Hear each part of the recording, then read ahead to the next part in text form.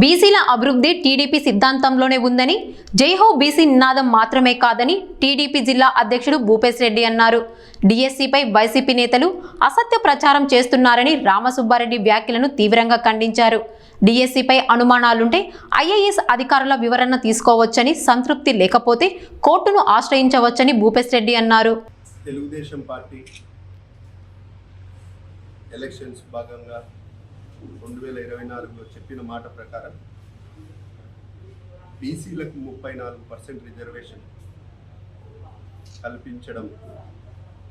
కల్పిస్తానని చెప్పడం, ఈరోజు దాంతో భాగంగా అసెంబ్లీలో తీర్మానం చేసి బిల్లు ప్రవేశపెట్టడం జరిగింది.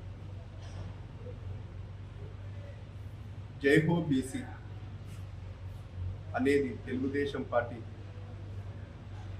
నినాదం కాదు, అది మా డిఎన్ఏలోనే ఉందని కూడా మా నాయకుడు జాతీయ అధ్యక్షుడు నారా చంద్రబాబు నాయుడు గారు చెప్పడం జరిగింది. దాంతో భాగంగానే తెలుగుదేశం పార్టీ ఆవిర్భావం రోజు నుంచి బీసీలకు పెద్దపీట వేస్తూ ఉంది, బడుగు బలహీన వర్గాలకు పెద్దపీట వేస్తూ ఉంది. 34% రిజర్వేషన్,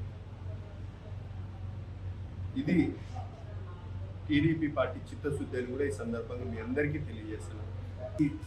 బీసీలు అంటే తెలుగుదేశం పార్టీ, తెలుగుదేశం అంటే బీసీల పార్టీ అని కూడా మరొకసారి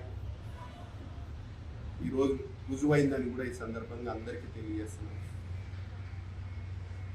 ఈరోజు మరీ ముఖ్యంగా రామసుబ్బారెడ్డి గారు పిఏ మురళి అంట, వాళ్ళ మిస్సెస్కి కూడా డిఎస్సిలో ఉద్యోగం వచ్చింది, 10 నెలలుగా ఉద్యోగం చేస్తూ ఉంది.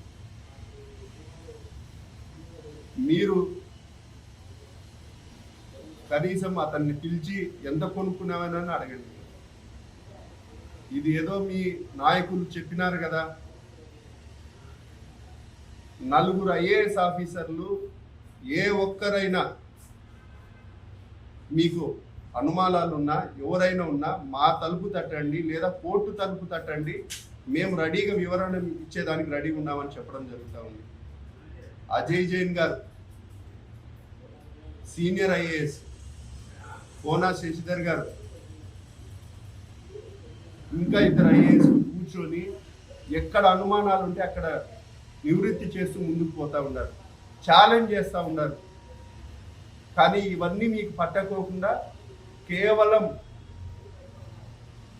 ఒక ఓట్ల రాజకీయము, ప్రజల్ని కన్ఫ్యూజ్ చేయాలా, ఏదో జరిగిపోయిందని చెప్తే నమ్మేటోళ్ళు కొంతమంది ఉంటారు కదా అని వాళ్ళని నమ్మించే పద్ధతి తప్ప ఎక్కడే కానీ మీకు చిత్తశుద్ధి లేదని కూడా ఈ సందర్భంగా తెలియజేస్తున్నారు. పదే నారా లోకేష్ బాబు గారు ఛాలెంజ్ చేస్తూనే ఉన్నారు, రమ్మనండి, ఏ ప్లాట్ఫామ్ అయినా రెడీ అయ్యి నేను మీకు ఆ ఛాలెంజ్ విసరడం జరిగింది. అసెంబ్లీ అయితే మనం గౌరవంగా మనల్ని ప్రజలు ఎన్నుకున్నారు, అక్కడ వచ్చిండాల్సింది, అక్కడికి రాదు. ప్రెస్ మీట్లు పెట్టి గ్రూప్ 1 డిఎస్సి దాన్ని కూడా డిఎస్సి అంటే ఏంది, ఏపీబిఎస్సి అంటే ఏంది అనేది కూడా డిఫరెన్షియేషన్ తెలియకోకుండా ఉన్నారని కూడా ఈ సందర్భంగా తెలియజేస్తున్నారు. కాబట్టి ఇప్పటికైనా ప్రతిపక్షాలు, మరి ముఖ్యంగా వైఎస్ఆర్సీపీ నాయకులు ఈ డిఎస్సి